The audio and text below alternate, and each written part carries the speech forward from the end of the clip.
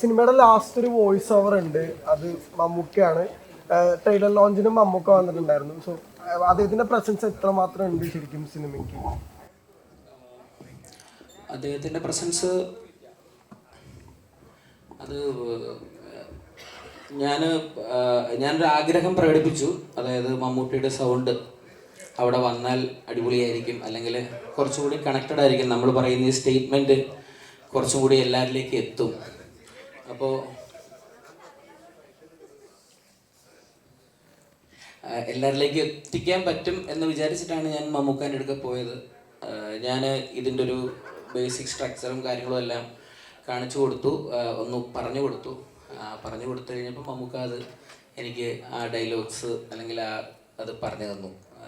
അതുകൊണ്ട് ആ ഒരു ഡിസ്കഷന് ശേഷമായിരിക്കാം മമ്മൂക്ക ഈ സിനിമയെ സപ്പോർട്ട് ചെയ്യണം എന്നൊരു ഒരു ചിന്ത അദ്ദേഹത്തിന് ഉണ്ടായിട്ടുണ്ടാവാം. അദ്ദേഹം വന്നു, ഈ സിനിമയെ സപ്പോർട്ട് ചെയ്തു. ഇപ്പോൾ ഈ സിനിമ എല്ലാവർക്കും കാണാനായിട്ടുള്ളൊരു താല്പര്യത്തിലാണ് ഇപ്പോൾ എല്ലാവരും ഇരിക്കുന്നത്. അല്ലെങ്കിൽ ഗപ്പിയൊക്കെ ഞാൻ ഒരുപാട് ട്രൈ ചെയ്തു എല്ലാവരിലേക്കും ഒന്ന് എത്തിക്കാൻ, പക്ഷെ പറ്റിയില്ലായിരുന്നു. ഇപ്പം മമ്മൂക്ക അത് പറഞ്ഞപ്പോൾ ആ സിനിമ എല്ലാവരിലേക്കും ആ ഒരു 2 വരിയിൽ എല്ലാവരിലേക്കും എത്തി. അതാണ് ദൈവാനുഗ്രഹം, ഭാഗ്യം. പിന്നെ ഈ അസിസ്റ്റൻ്റായിട്ട് തുടങ്ങിയ ആളാണ്, അപ്പോൾ ഒരുപാട് അസിസ്റ്റന്റ് ഡയറക്ടേഴ്സിനെ കണ്ടിട്ടുണ്ടാവും. ശരിക്കും റിയൽ ലൈഫിൽ ഒരുപാട് റെഫറൻസുകൾ എടുത്തിട്ടുണ്ടെന്ന് അറിയാം. ശരിക്കും അതിൻ്റെ ഒരു അല്ലെങ്കിൽ ഇങ്ങനത്തെ ഒരു കഥ തുടങ്ങുമ്പോൾ തന്നെ, അല്ലെങ്കിൽ ഫസ്റ്റ് തോട്ട് തുടങ്ങുമ്പോൾ തന്നെ ഈ അസിസ്റ്റന്റ് ഡയറക്ടേഴ്സിനെ ഏറ്റവും ഇമ്പോർട്ടൻറ്റ് ഫാക്ടറാക്കി വെക്കണം എന്നുള്ള തോട്ട് എങ്ങനെയായിരുന്നു? അല്ല, അങ്ങനെ അതിനുവേണ്ടി പർപ്പസ്ഫുള്ളി ഒന്നും ചെയ്തില്ല. ഞാനൊരു അസിസ്റ്റന്റ് ഡയറക്ടറാണ്.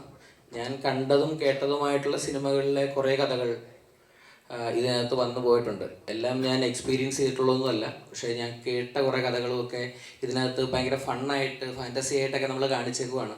ഇതിന് ഭയങ്കര സിനിമയ്ക്കകത്തെ മറ്റേ റിയലിസ്റ്റിക് എല്ലാം കൂടി വലിച്ചു വാരി നമുക്ക് കാണിക്കാൻ പറ്റില്ല. അതുകൊണ്ടാണ് വാക്കുകളൊക്കെ ചിലതൊക്കെ മാറ്റിയൊക്കെ പറഞ്ഞ് പ്രോപ്പറായിട്ടൊന്ന് കമ്മ്യൂണിക്കേറ്റ് ചെയ്യാൻ സിനിമയിൽ കമ്മ്യൂണിക്കേറ്റ് ചെയ്യാൻ ട്രൈ ചെയ്തപ്പോൾ ചില ഫൗൾ ഡയലോഗുകളും ലാംഗ്വേജൊക്കെ വന്നിട്ടുണ്ട്. പക്ഷേ അത് വേണം, അതുണ്ടെങ്കിൽ മാത്രമേ ഉള്ളൂ ഇത് കംപ്ലീറ്റ് ആവത്തുള്ളൂ എന്ന് വിചാരിച്ചിട്ടൊക്കെയാണ്. അസിസ്റ്റന്റ് ഡയറക്ടേഴ്സ് അവരല്ലേ സിനിമകൾ ചെയ്തുകൊണ്ടിരിക്കുന്നത്, അവരല്ലേ ഡയറക്ടേഴ്സ് ആവുന്നത്. സോ ആരെങ്കിലുമൊക്കെ ഈ ഇമോഷനും കൂടിയൊക്കെ ഒരിടത്തും ഒരു വിലയില്ല അസിസ്റ്റന്റ് ഡയറക്ടർ. വീട്ടിലും ഇല്ല, നാട്ടിലും ഇല്ല, കുടുംബത്തും ഇല്ല. അപ്പോൾ അവരെയൊക്കെ കേന്ദ്രപദാർത്ഥമാക്കി ഒരു സിനിമയൊക്കെ ചെയ്യാൻ പറ്റുകയെന്ന് പറഞ്ഞാൽ അത് ഒരു അസിസ്റ്റന്റ് ഡയറക്ടറായിട്ട് അതിൻ്റെ പെയിനൊക്കെ അനുഭവിച്ചിരിക്കുന്ന ആർക്കേ പറ്റുള്ളൂ. അപ്പോൾ അതുകൊണ്ട് അങ്ങനെ ചെയ്താ.